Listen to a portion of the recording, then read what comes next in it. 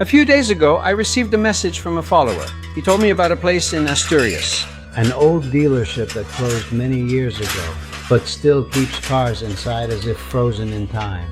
Many of you ask me how I find these places, and the answer is clear. Most of the time, I don't find them myself. It's the followers, friends, or collectors who give me the tip. Just in the last month, I've received at least 5 different ones. But believe me, it's not as simple as getting a message and running out with the camera. When the tip comes in, that's when the real work begins. Investigate, find the owner, convince him to let me in, record a video, and in some cases, even try to buy a car that I fall in love with. And believe me, that can end up becoming an impossible mission. The limited time I have and the distance to many of these places mean that I can't always go. But this time I could. This time the trip was worth it.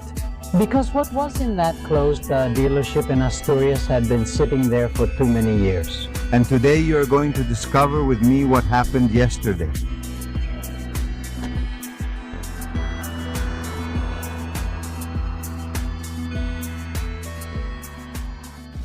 My name is Mark and I'm a car fanatic.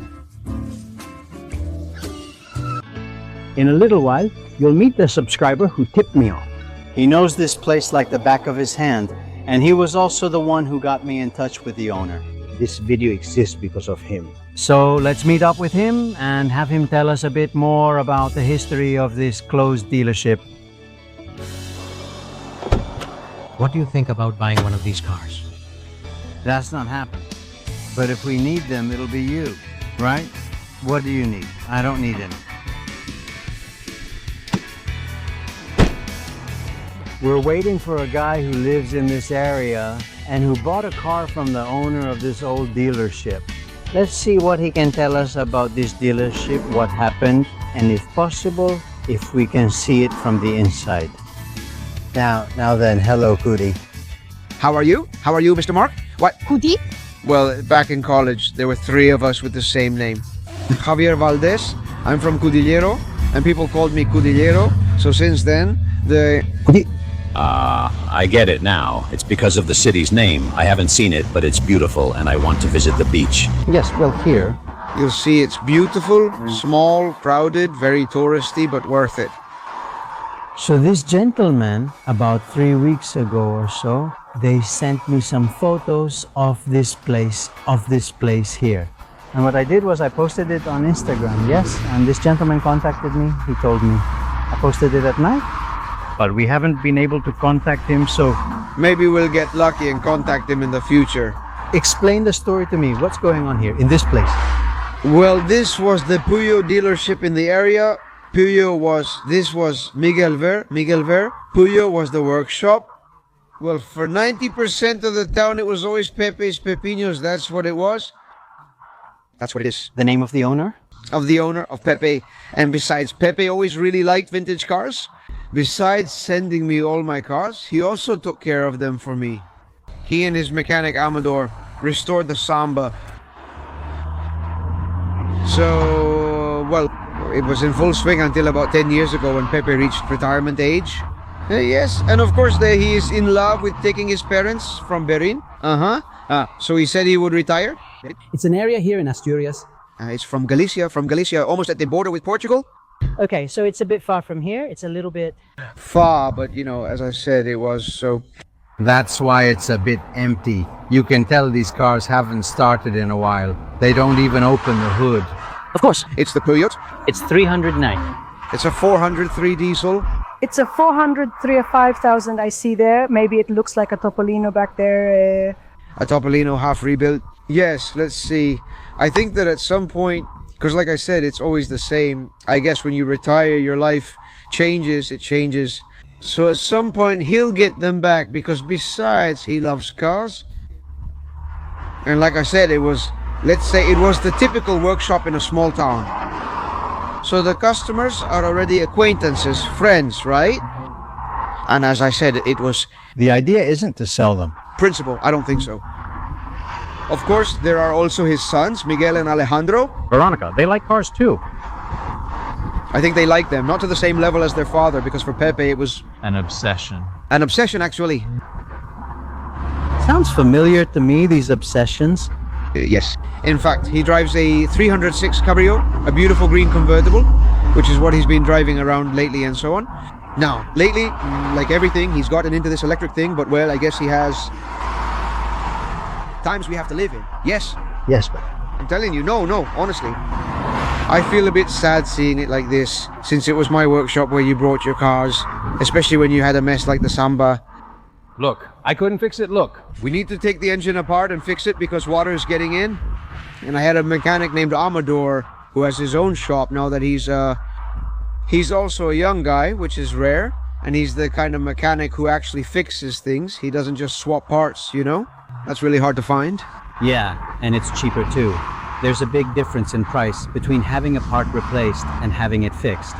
Speaking of electrical stuff, which I just mentioned, not long ago we got some good news for those of us who don't like electric things. What was it? And there are 2 ship owners who no longer want to load electric cars onto their ships. The risk of... Because of the risk they have, since recently another ship caught fire and they're starting to not want to anymore. With 2 already here, more will follow. They'll need to manufacture them on the continent or they won't reach here. Electric vehicles are a great idea for the city, in my opinion.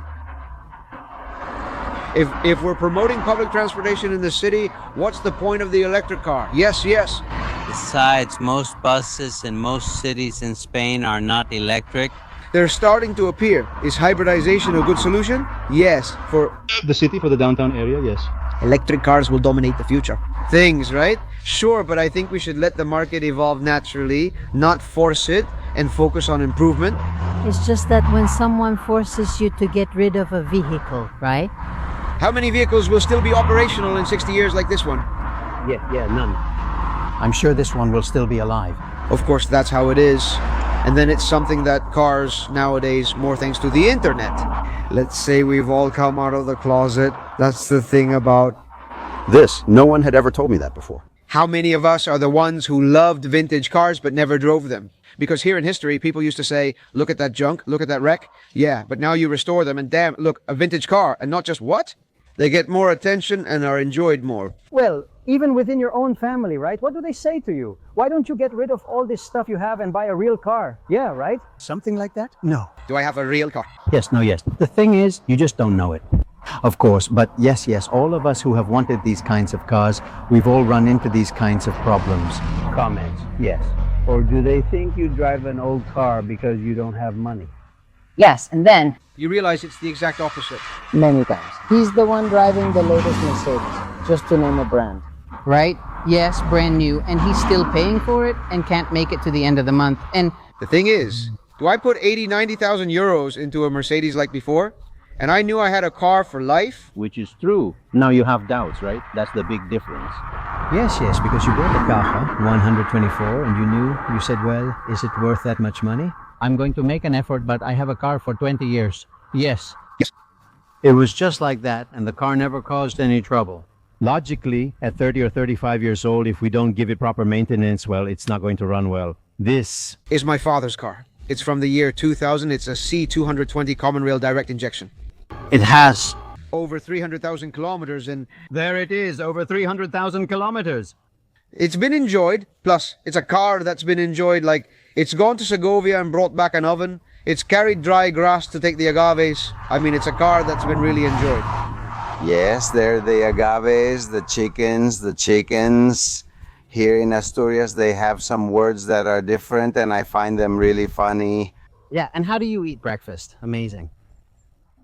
You can't go hungry. Here, no, look, he's good looking like me, the gentleman, but here in Asturias, everything is like that. I'm skinny here. Yes. Here, it's something else, right? But eating, they ask me, where can we eat well? Here, anywhere you want. Yes, it's an advantage. Yes, because not much tourism has come either, let's say. It's mostly local. It's starting to happen now. These last 2 or 3 years, it's starting to happen. I think that thanks to social media, it's starting to become tourism now. Tourism isn't overwhelming yet, but crowds are growing. For example, seeing so many cars now? No, not before. It's unusual. Is it unusual during the year? It's unusual. We're in a quiet village, but if you go to the port now, you'll see many cars, which is unusual. Let's go. Let's go. There's nothing. Do you want? Join us for coffee? Come on, let's go downstairs and have a coffee. Well, this has been a rather interesting video because you usually ask me, how do I find these barn finds? Well, many times it's with the help of this gentleman, with the help of another subscriber. They send me photos and then I start digging around until I find the area and then I do the barn finds. Normally, if this were in Catalonia, I can assure you that I would have already seen it because I would have gone to see this gentleman and I would have had more time. But since we came on vacation with my wife, if it's possible, great. And if not, then it's not. So that's all for today. I hope you understand a little bit about how to find these barn finds, which isn't easy at all. You're watching Mark's Garage? How? There are some spectacular views up there. Man, but it's really high up, isn't it? You have to walk. You have to go all the way up. It's tough. But well, I know you have a serious sciatica problem, yes. Yeah, with the sciatica, right? If you put 50 high-end Cars Antiques there, you have to crawl up. Come on, it's unnecessary. Man, no, I don't think so. I don't think so.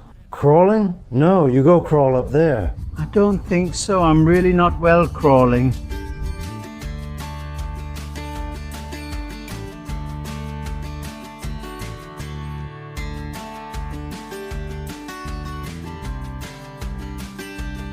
There's nothing else like that car exhibition in Spain, huh? Up there.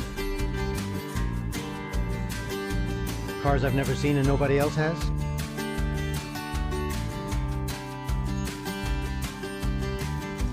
My name is Mark and I'm crazy about cars.